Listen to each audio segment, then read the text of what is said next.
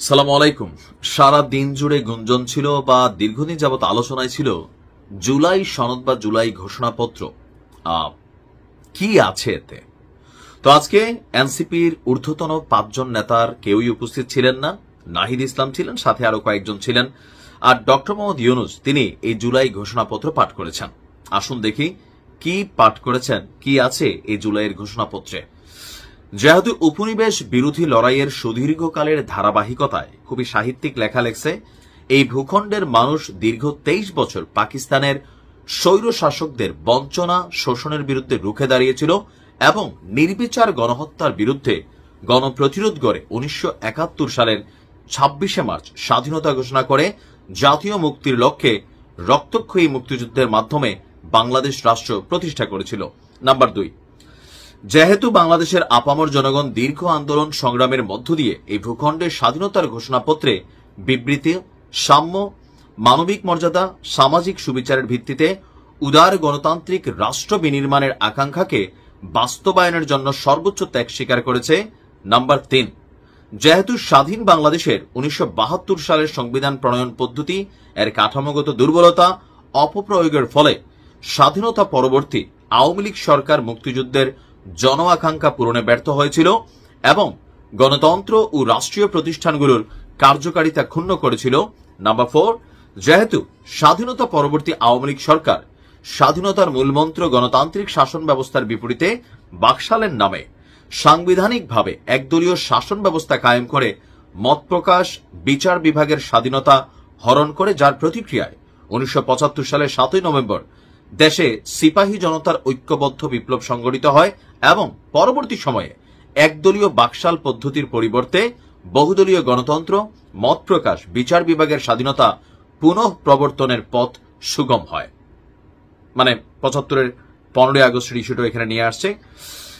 যেহেতু 80-র দশকের সামরিক স্বৈরশাসনের বিরুদ্ধে দীর্ঘ 9 বছর ছাত্র জনতার অবিরাম সংগ্রামের মধ্য দিয়ে 1990 সালের গণ অভ্যুত্থান সংগঠিত হয় এবং 1991 সনে পুনরায় সংসদীয় গণতান্ত্রিক শাসন ব্যবস্থা প্রবর্তন করা হয়।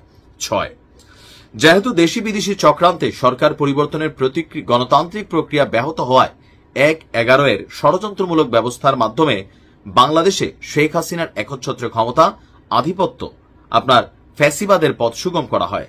7, যেহেতু দীর্ঘ 16 বছর ফ্যাসিবাদী অগণতান্ত্রিক গণবিরোধী শাসন ব্যবস্থা কায়েমের লক্ষ্যে এবং একদলীয় রাষ্ট্র ব্যবস্থার অতি উগ্র বাসনা চরিতার্থ করার অভিপ্রায়ে সাংবিধানিক অবৈধ এবং অগণতান্ত্রিক পরিবর্তন হয় এবং যার ফলে একদলীয় একচ্ছত্র ক্ষমতা আধিপত্য প্রতিষ্ঠার পথ সুগম হয়।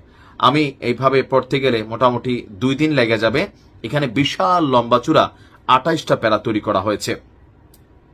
তো এখানে খুবই গুরুত্বপূর্ণ কি, বাংলাদেশে আমি 24 নম্বরে যদি একটু দেখি, বাংলাদেশের জনগণ জুলাই গণঅভ্যুত্থানের সকল শহীদদের জাতীয় বীর ঘোষণা করে শহীদদের পরিবার, আহত যোদ্ধা, আন্দোলনকারী ছাত্র জনতাকে প্রয়োজনীয় সকল আইনি সুরক্ষা দেওয়ার অভিপ্রায় ব্যক্ত করেছে। খুবই গুরুত্বপূর্ণ একটা অংশ। বাংলাদেশের জনগণ যুক্তিসঙ্গত সময়ে আয়োজিতব্য অবাধ, সুষ্ঠু, নিরপেক্ষ একটি নির্বাচনের মাধ্যমে গঠিত জাতীয় সংসদে প্রতিশ্রুত প্রয়োজনীয় সাংবিধানিক সংস্কারের মাধ্যমে দেশের মানুষের প্রত্যাশা, বিশেষত তরুণ প্রজন্মের আকাঙ্ক্ষা অনুযায়ী আইনের শাসন, মানবাধিকার, দুর্নীতি, শোষণমুক্ত, বৈষম্যবিহীন, মূল্যবোধ সম্পন্ন সমাজ এবং গণতান্ত্রিক রাষ্ট্র ব্যবস্থার প্রতিষ্ঠার অভিপ্রায় বা ইচ্ছা প্রকাশ করেছে। আর এখানে গুরুত্বপূর্ণ যদি আমি দেখি 27 নাম্বার, বাংলাদেশের জনগণ এই ইচ্ছা ব্যক্ত করেছে যে ছাত্র গণ অভ্যুত্থান 2024-এর উপযুক্ত রাষ্ট্রীয় সাংবিধানিক স্বীকৃতি প্রদান করা হবে এবং পরবর্তী নির্বাচনে নির্বাচিত সরকারের সংস্কারকৃত সংবিধানের তফসিলে এই ঘোষণাপত্র সন্নিবেশিত থাকবে। এই জায়গাটাতে একটু প্যাচ আছে, বিএনপির এখানে একটা বড় অবস্থান ক্রিয়েট করতে পারছে, বোঝা গেছে। 5 আগস্ট 2024 সাল গণঅভ্যুত্থানে বিজয়ী বাংলাদেশের জনগণের আকাঙ্ক্ষার প্রতিফলন হিসাবে এই ঘোষণাপত্র প্রণয়ন করা হলো। আর যদি আমি দেখি এখানে 23 নাম্বার, যে এখানে 24 সালের জুলাই গণঅভ্যুত্থানকালীন ফ্যাসিস্ট আওয়ামী সরকার কর্তৃক গুম, খুন, হত্যা, গণহত্যা, মানবতা বিরোধী অপরাধ, সকল ধরনের নির্যাতন, নিপীড়ন এবং রাষ্ট্রীয় সম্পত্তি লুণ্ঠনের অপরাধসমূহ দ্রুত উপযুক্ত বিচারের আওতায় আনার জন্য অভিপ্রায় গ্রহণ করা হয়েছে। সংস্কারের ইস্যু আছে এখানে, বৈষম্যবিহীন রাষ্ট্র। আমি যদি দেখি এখানে খুব বেশি আর বক্তব্য আসে নাই। 28টা ভাবে আমাদের গণমাধ্যম এটাকে প্রকাশ করেছে। একটু সাধু ভাষায় লিখিত ছিল, তফসির করতে হলে খাঁটি বাংলায় করতে হবে। অন্য একটা ভিডিওতে করব, গুরুত্বপূর্ণ ছিল, সেজন্য নিউজটা আপনাদেরকে আপডেট করলাম। ভালো থাকুন।